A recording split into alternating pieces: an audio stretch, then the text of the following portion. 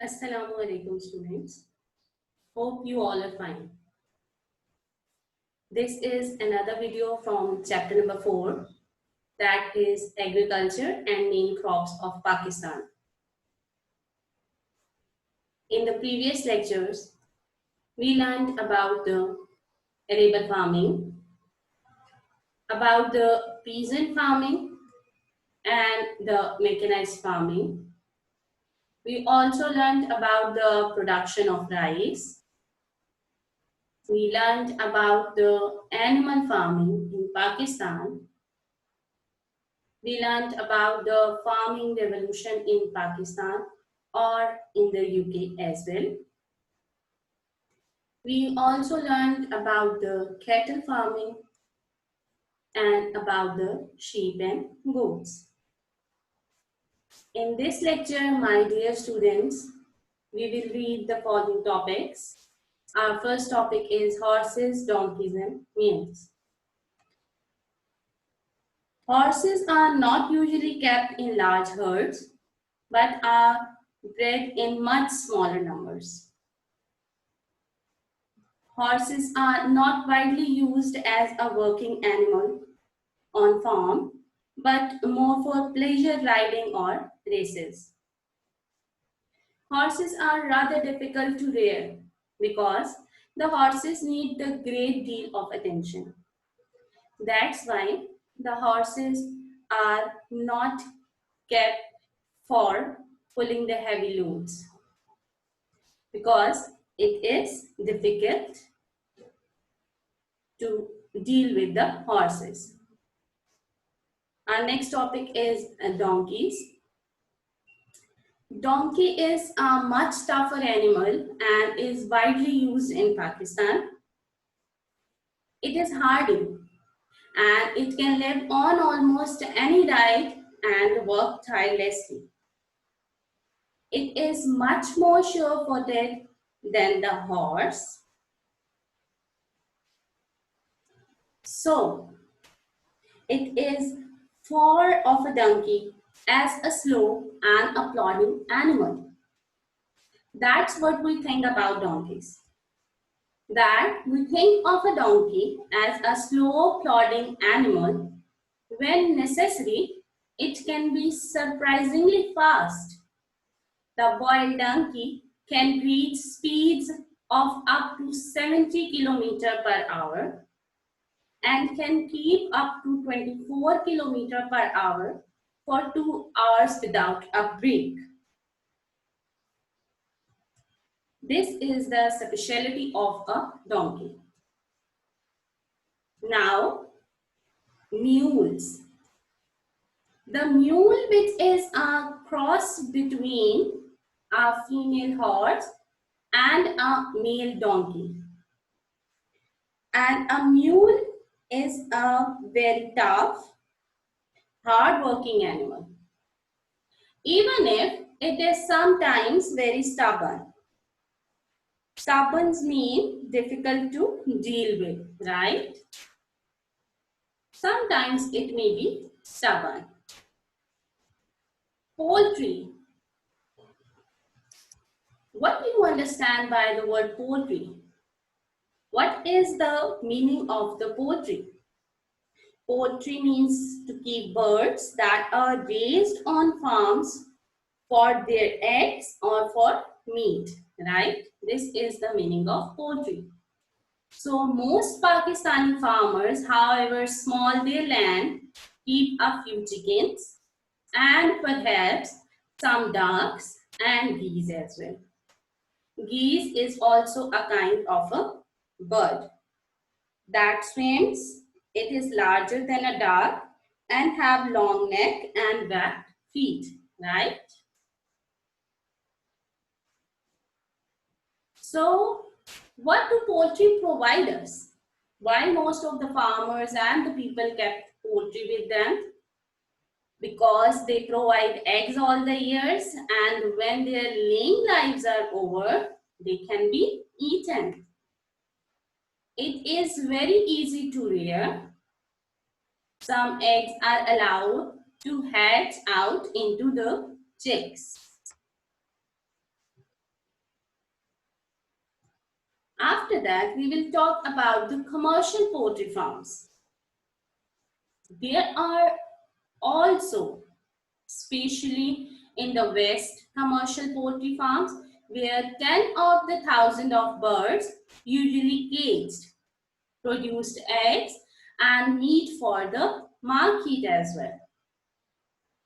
But what most of the people think, many people think that this is cruel for the poultry because the birds are jammed together so tightly that they cannot move.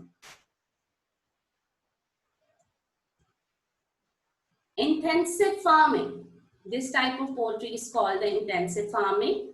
As I'm telling you, that special food designed to encourage egg laying run along track in front of cages. Often the great sheds in which the birds are kept have no windows, but only electric lights which are switched on and off twice a day. The birds are tricked into believing it is another day and so lay more eggs. This method of rearing poultry is known as intensive farming. What do you think? Do you think it is a good idea? Give your point of view, okay? Now, our next topic is fishing. Fishing industry in Pakistan. In this topic, we will read about the introduction of fishing, fishing areas and methods in Pakistan. We will also learn about the problems of fishing industry and the government efforts to develop the fisheries.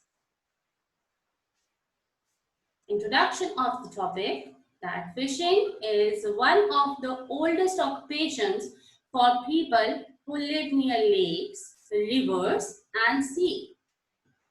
With the progress of civilization, fishing communities started breeding fish. This is called fish farming.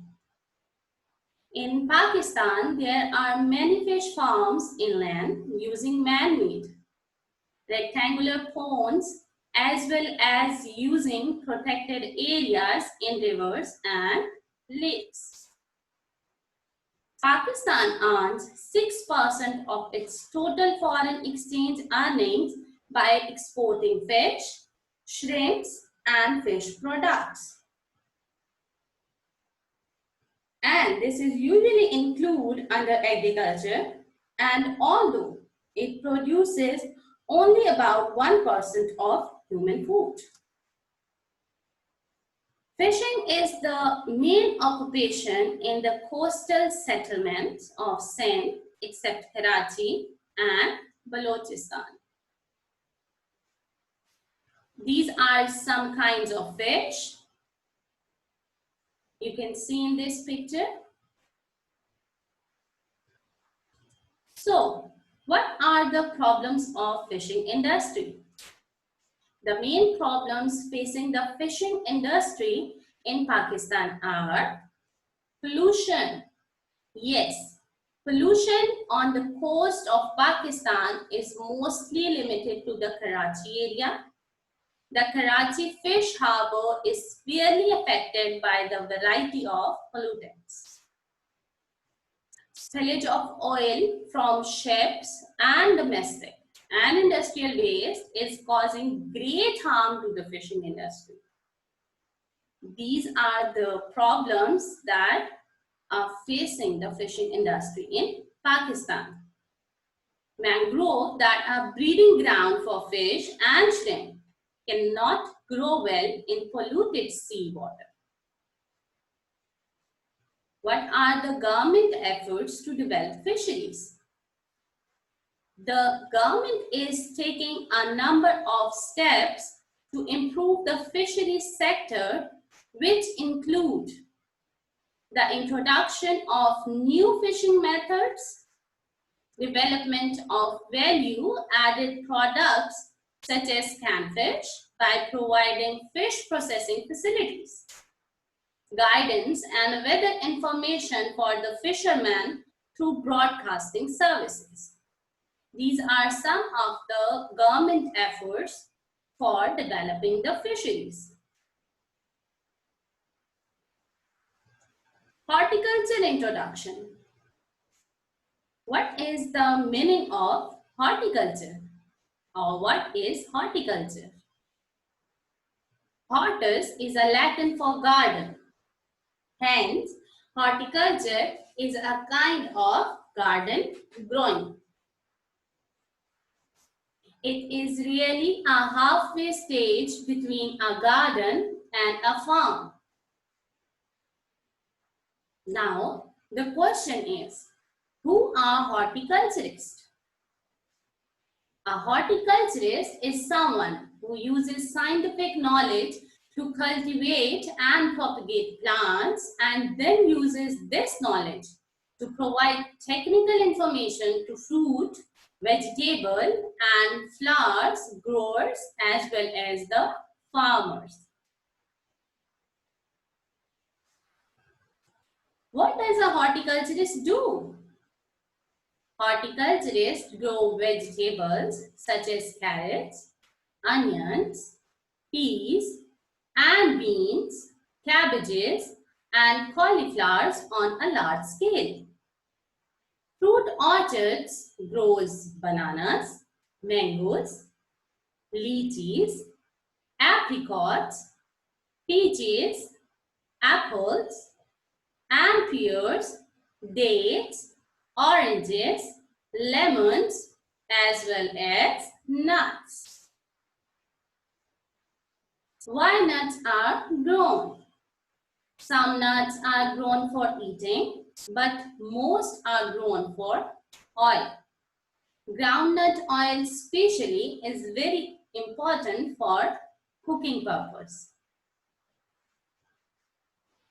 So there has been a very rapid increase in the amount of fruit grown in Pakistan in the last 10 years, especially oranges and lemons, mangoes, apples, grapes and guavas. But there was a surprisingly fall in the bananas as well. Bananas have shown a surprising fall from 202,000 tons in 1991 to 80,000 in 1995.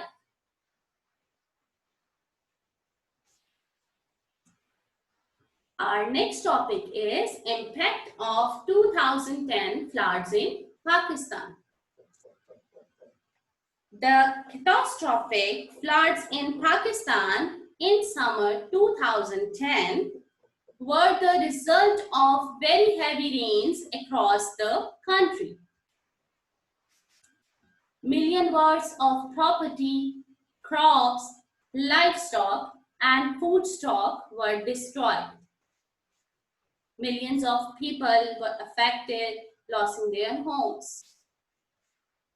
The power infrastructure and ground communication were badly affected.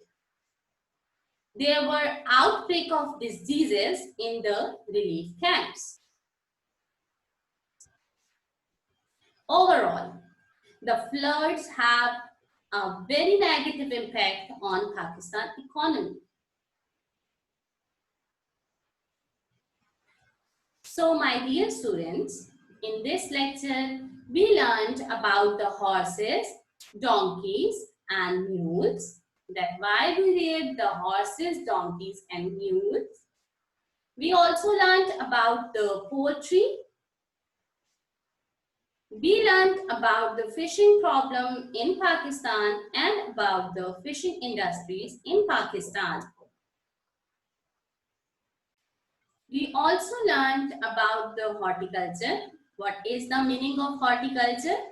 And we also learned about the horticulturists, that who are horticulturists. We learned about the impact of 2010 floods in Pakistan. These are the topics that we covered today. Now come to our home task. What is your home task? Your home task is the short question, the last short question that was left. You have to do it in your neat notebooks and in your assignment as well. The question number 5 was, what are the impacts of 2010 floods in Pakistan? You also have to do the long question answer. The first long question, that is, what do you know about rice production and how rice is grown? Headings for the long question. The first heading for the long question that you have to do, that is importance. You have to write the importance of the rice. You have to write about that rice is a staple food. The next heading is the primitive kind of rice was first grown in the subcontinent in 3000 BC. After that, growing rice, is it a difficult task or is it the easy one? What conditions are needed to grow the rice? And rice as a difficult crop. And you also have to write about the plantation of rice.